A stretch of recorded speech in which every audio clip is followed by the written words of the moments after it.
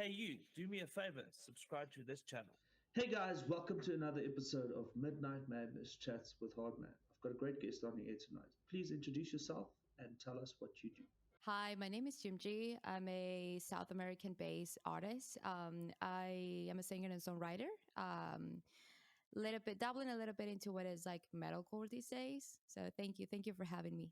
So, what inspired the creation of your persona and how does it differ from uh, Fabiana, the person? I think when I created YUMHJI, I just wanted to have kind of like something that separated me from what my career has been in the corporate ladder. So I've been working in corporate for around like 10 years in marketing. I used to be a CEO. I founded my own company when I was 21. And that kind of was my life for like 9 to 8 years.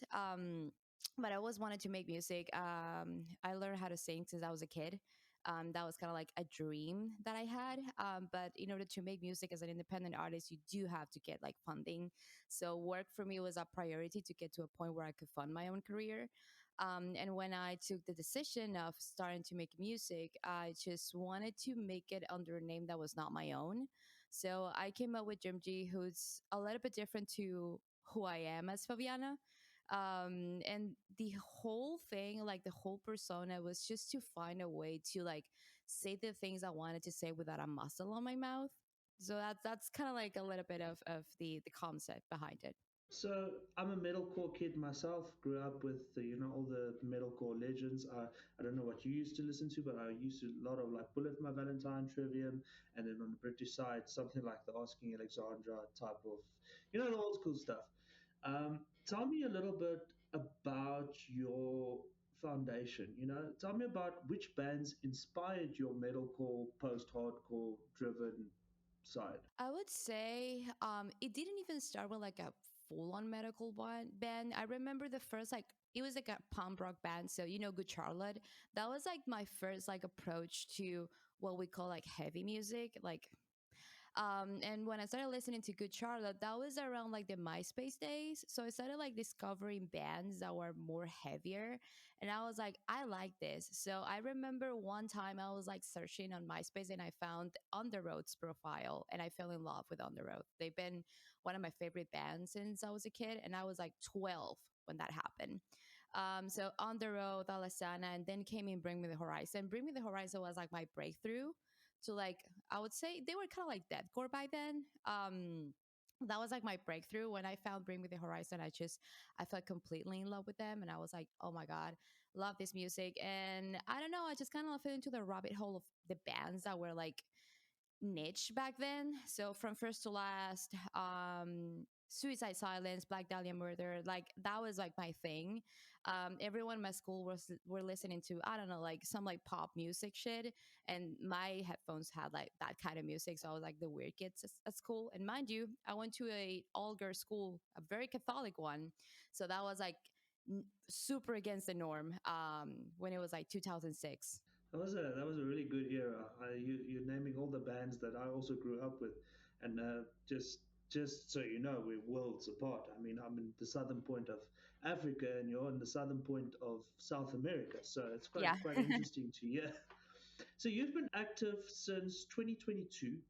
Tell me what caused the shift in like this is what I want to do. I want to make music.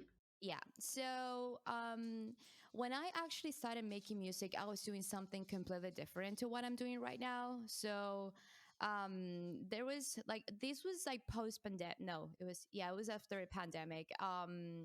I was with a friend of mine. He's a producer. His name is Bifro. He had like a home shift studio here in Argentina when he was living here, and he was producing for an artist. And he had an open session, and I just came in and I sang a couple lines. And he was like, "Since when did you sing?" And mind you, this guy and I have met each other since like 2010. So like 11 years or so. And he was like, I didn't even know you could sing. So I was like, yeah. And he was like, well, you should probably do this. Like, if you have the means to do it, you should probably like get on and do this. So he taught me how to use Pro Tools, record myself. And I kind of like started to just do my own thing. Um, I like writing my own lyrics, so I already knew what kind of music I wanted to write. I was just very unsure the genre. I knew that I eventually will want to do metal, but back then I had no proper training. My voice was just used to do like clean vocals. So I just sat down and started making music, but it was more like indie alternative, like hyperpop ish. And that was kind of like the route I took for like 2 years. So I released two EPs under that sound, but I wasn't really happy with it until I started writing my album, which came out October 30th. When I started writing that album, like I knew something in me just told me like you have to make this the change. You have to like swift, and you just have to kind of like take the confidence to do this. So it was like a really long, hard conversation with Juan, who's my producer, as to okay, we want to make an album. This album needs to sound a certain way because the lyrics were so dense and heavy that you couldn't do indie with that. It was like not possible. So yeah, that's kind of like how it all came to happen. Listening to your music, there's this combination between vulnerability and aggression. How do you balance that combination? That is a very interesting question, and I'm gonna tell you that I don't know. It just happens. I think that's the magic about creating with so many like people. I have two producers. So one of them, his name is Juan. He comes from like the more alternative side, but he's a metal kid as well. And then my other producer, Leon, who couple people might know as the frontman of NVLO. NVLO plays South Africa this year. He's my mentor and he's also one of my producers. So I think having them both in the studio with me, having them coming from like completely different sides, but also like finding a common ground, it's how we make all of this like magic converge. Like clean vocals have been my team since I was a kid. And I know how to make them work. But when you incorporate like screams to that, it's like a shift in technique that you just have to know how to do it. And it works really depending on like the melody, the lyrics. Sometimes it just works on its own. It's like sometimes we are working on a song and I'm screaming one section of the song and then Leon stops and he's like, no, you actually have to sing this part. It will sound way better if you sing it. So it's kind of how it happens. It's very organic. It's a very interesting story. So, excuse my pronunciation, but Leon was in South Africa, obviously playing with Nulo, and Juani was also here. And I actually interviewed them in February last year. That was even before the tour was planned. Oh, And wow. I've gotten to know the guys. And one of the things I noticed about Leon, so I'm fangirling like just a little bit, that guy does not run out of stamina. Like he's got the most angry fucking vocals and he just doesn't stop. It just keeps fucking coming. So I think as an artist point of view, it's good to have very experienced musicians shaping and helping. But it's interesting because like if you compare your stuff to their stuff, it's not the same. You know, they are like this fucking brutal death fucking driven band, and you've got a little bit more of a melodic thing going. Hmm. How much influence do you think you just mentioned about the vocals and stuff like that? How much influence do they have in your writing process? I started taking so the story about how Leon came to work with me. It's pretty funny because last year when I decided that I wanted to um, change my genre and essentially like start making metal, I did not know how to scream. I did not, and I kid you not, Hardy, I did not know how to make one single scream. I could do like a regular, normal, like person scream, but I cannot like guttural voice. That was not a thing for me. And when I decided that that was the kind of music that I needed to do, I contacted a friend of mine. His name is Nano. He's an incredible drummer and producer. He was the one who put me in contact with Leon, and I was like, "Hey, look, I want to start taking lessons. I don't really like have experience with this, but if you want to like take a stab at it, like I'll be more than happy to go to class." And I started taking classes with him exactly like a year ago. And the first few months were tough because I couldn't just find I couldn't just find it in me to kind of like scream. But he's a very patient person. So with Juan, we saw the opportunity to have him come and work with us in the album because we needed that rawness that he applies to both like his lyrics and the way that he sings. I Something happens to me with him is that I am dumbfounded every single time I hear her sing. I'm like, dude, how do you do this? And mind you, this is a person that I see pretty much every single day of my life because we work together. I take classes 3 times a week. We are pretty much like really good friends. We hang out all the time, and every time I see him sing, and I've seen Noodle like so many times already, I'm like, how is this even possible? But in the way that we started working together, I learned a lot of things from him. But one of the most valuable things that I have taken from him is just like he just doesn't care, dude. He's like, I'm just gonna do it whatever the cost is. He's very driven. He's very like he's just very determined. And the thing he always says to me in class whenever I'm failing an exercise, he was like, you gotta believe in your voice and in yourself. If you don't believe in you, it's like it's not gonna work out. So he kind of like brought me out of my shell a little bit, and he made me change a lot of my perceptiveness when it comes to like music and the way that I sound. And particularly with Juani, Juani is a person that every time he sees me, he's like, you gotta like aim higher. You gotta like aim higher. You gotta like be more ambitious. You gotta like, just you have to start like doing more stuff and you gotta keep it going. He's a person that I admire a lot because of all of the things he has done throughout his career. Particularly for me, Nulu is like the best metal band in Argentina at the moment. I don't think anyone is doing what they're doing right now. It's a lot of admiration what I feel about them. We also share a drummer because Ulises plays drums for me as well. So that is kind of like an ongoing joke we have that we all share a drummer. He's also like one of the best drummers I've seen in my life. Like that kid, if you think Leon does not get tired, Ulises is like another thing. I've seen him play back to back shows with his other band Descarnado and then with Nulo on the same date, and that kid, it's like unstoppable. No, you don't have to tell me shit about the drama of Nula. Like, one of the so when we were standing in the crowd watching Nula play, one of the things that, like, the first thing that popped into my head is, fuck, this guy's playing to a click. And then the sound engineer was funnily standing next to me, and he was like, "There's no click, bro." I was like, "What?" He's like, the click is in that guy's head. I'm like, what? Like, how the fuck is that guy so precise, so tight? And it makes me excited, and it's interesting because I think countries that are not European, countries that are not American, Australia, all the main countries in the world, like sort of get looked down on in a sense, if you know what I mean. Yeah, Like if you think yeah, of like African countries or South American countries, people don't feel always that the bands that are there are like maybe as good as the American bands. And I can tell you, I work with a lot of bands. I get a lot of emails from bands from America, bands from the UK, bands from all over Europe. And what I am noticing um, is the smaller guys are starting to push their heads up and be like, hey, motherfuckers, we're also here. We're also fucking doing the thing, and we're doing it fucking well. We're doing it properly.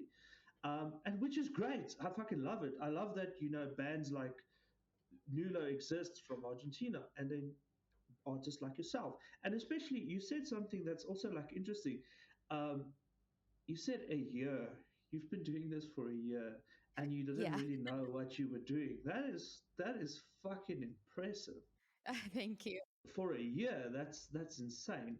I mean, it took me to start doing vocals about 2 3 years before I started doing it properly. This album is like when you mentioned that I just been doing this for a year, it's like, well, I do have kind of like the best teacher in the game, mind you, but it's also like a weird thing because I tell you like a year, but honestly it took me like, I will consider like the first 3 months as they did not exist, so I will narrow it down to 7 because for the first 3 months the process was very very slow. So like for a second I was like, I am not gonna be able to do this. So when I started taking classes with Leo, my first class, I told him, I need to know how to scream in 3 months because I need to put out an album towards the end of the year, like next year. And he was like, are you out of your mind? I was like, no, I have ambitions. I need to do this. You are going to teach me how to do it. I don't know how. I have to learn. If I have to come to your house every single day of the week, I will come. You only live 6 blocks away from my house. It's not a lot of effort. But I need to know how to scream. And he was like, okay, I'll work on it.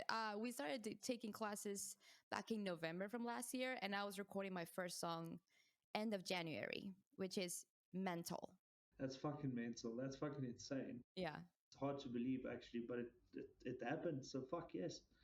Let's talk a little bit about the album, the theme of the album. Tell me about the theme. So the album is called En Memoria, Todas Mis Penas, which in English will be translated to In Memory of All My Sorrows. So this is a very conceptual album, but it kind of like encompasses the last, I would say, 5 years before I turned 30. And it is an album that talks a lot about grief, about loss, about body horror, about heartbreak. Particularly, I had a pretty tough chapter in my life where I struggle with an eating disorder. I struggle with a really, really bad relationship, which took a huge toll on me psychologically. I also struggle with the sudden loss of my father, who died of COVID in 2021. And it was very sudden because it was like one day he was with us, and 15 days after that, he was no longer with us. And my dad and I were very tight. We were very, very close. And he actually was one of the people who insisted me that I had to make music because he loved the way I sang. He just never saw me do it. Um, so it was kind of like a mixture of things that led me to write the album, because I had all of these like feelings that I was like processing in my head, but I just needed to find a way to kind of like put them on paper. And when I started writing the album, I started writing the album January of 2023. That's when I started. I went to the beach with Juan and another friend of mine, whose also name is Juan, by the way. We went to a beach on the coast here in Argentina, and we started writing the album. But so this album is actually the second time I do it, because this album was recorded prior to what it is right now. So we finished it actually, but by the time we finished it, we had like 9 songs. And when Juan and I listened to it, we were like, we cannot put this out. This album cannot sound indie again. Like, you cannot. And that's how we decided to kind of like make the change of genre. But when I started writing and when I started like putting all these lyrics together, and I saw kind of like the emotional feeling they had to it, I was like, this needs to be more like tragic. This needs to be more like theatrical. Like, I want the album to feel like a horror movie, because that's how my life felt when I was going through all of these horrible things that I kid you not, like, I almost don't live to basically see the light after 30. I had a lot of like health scares as well throughout this year. So it was a really dark period of my life where I was really unsure if I was going to make it or not. And all of that was put into the album. So that's how you have songs like Mi Único Enemigo, which talks a little bit about my struggle with a really bad eating disorder that I've been battling for a lot of years. And you have songs like Bandera, which is a song that it's basically me just talking shit to my ex because he pretty much ruined my life at some point. But then you have other songs like Dia 29, which kind of like relates the story about how my dad passed away. And it's like the more mellow song of the album. It was actually the hardest one to record. And I don't even know if I'm gonna sing it live one day. Um, and then you have the last track. It's kind of like give people like a little bit of hope. Because I'm in the last song, in Memoria de Todas Mis Penas, I do kind of like start saying that the judgment date has arrived and that I've survived all the shit that was thrown onto me. And I finished the song saying like, in memory of my sorrows, I'm going to research. So it's kind of like finishing the album on a positive note, kind of like telling people that it doesn't matter how much shit life throws in your way, you can get through this. So from a poetry point of view, I fucking love poetry. So that's and especially this last. So I've got injured about a week ago. I fell through a window because I'm an idiot. But Oh anyways, no. I had a lot of time to sit, and I've gone back into poetry quite a lot. And I love poetry, and I love what you're saying about, it was this like dark void, and then you had this ending to it, saying like, you know what, fuck, everything happens, but I'm still standing. I'm still here. I'm gonna go forward. Talking of which, I've got an interesting question for you. There's been a big rise in female artists, and I feel that 90% of what's coming out in the music industry worldwide is really good, and but it's a new movement. So being a woman in metal, in an alternative, setting, um, how has the music industry treated you, and how does it feel to be like this harsh kind of vocalist as a woman? I always make the joke with my friends, with my girlfriends, that I am sometimes like a woman walking on male dominated fields, but that has been my career off and within the music industry as well. Because when I was working in corporate, and even through to this day, I don't work in corporate anymore. I do work like a different setting, but still companies led by men, and that's kind of like a thing that always happens. But within the music industry, my team has always been made of men, but men who respect me as an artist. So I've never felt like diminished or like small. But it is true that when you are going into search for opportunities, like I want to go into an interview, or I want to go into a radio show, or maybe play a show or something, it's like people want you to prove yourself a little bit more, if as if to you were a man, I feel like women these days have earned more respect, at least in the metal scene, because you have artists like Poppy, like Spirit Box. You have these bands that are like fronted by women. So you have Arch Enemy. You have I think it's make them suffer. If I'm not mistaken, they have a girl on the band, but also there is a band they're up and coming. Their name is Calva Luis, and the front woman, the front lady, she's Venezuelan like me. And when I saw them like coming into the scene super hard, I was like, yo, that's respect, because it takes like a lot of God to just sit out there and be like, you are not gonna treat me less because I'm a woman. I can scream better than some men. And I feel like there's a lot of like power of intimidation when it comes to, oh, she can do shit better than me, so I'm just gonna treat her like nothing. But it's always like kind of like an ego battle here. The industry in Argentina is a little bit complicated. I'm not gonna lie to you. There's a lot of competition, but there's also like when you earn your place, it's because people respect you. It's like no one here gives anything for granted, but also you don't climb the ladder here just by sitting there and looking pretty or like being cool. You have to work for your craft and work for your shit, and that's kind of like what I do as in my career. I always push hard. I don't settle for like, I don't want to use like a really negative word here, but I don't settle for anything that's mediocre. Like every single thing that I do with my work, even it is even if it is like at the production level or like a sound quality or my videos, my photos, everything has to look like it was funded by a label, because that's the kind of quality I want to project, because I want people to take me serious to what I do. But everything is funded by me. Every single thing that you see out there on my social media and on my YouTube, my music, my Spotify, every single thing comes out of my penny. It's not cheap, because working at this level and keeping this quality, it costs a lot of money.